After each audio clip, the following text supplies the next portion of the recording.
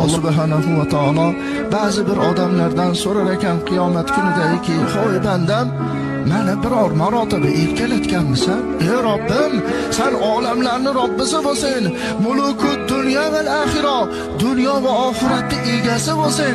Qanday seni erkalatiladi?" Shunda Alloh taolo aytar ekanki, "Meni 99 ta ismi sifatim bor.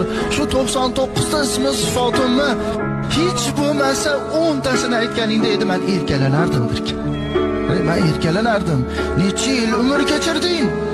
70 yil, 80 yil umr kechiribman. Shu 70 yil, 80 yil umrni ichida biror marotaba meni 99 ta ismimni aytganmisan? Hech bo'lmasa 10 tasini aytganmisan? 70 yil umr kechiribsan. Agar sen menga hech bo'lmasa 99 ta ismi sifatimdan 10 tasini bo'lsa ham aytib, "Ey Robbim, ber" deganingda, men erkalanib farishtalarga aytardim, "O bandamni qaragin, bir maqsadi bor ekan, mendan bir so'rashligi bor ekanki, ismlarimni aytib turibdi, guvoh bo'linglar, nima so'rasa beraman" deb Alloh taolo turib olar ekan.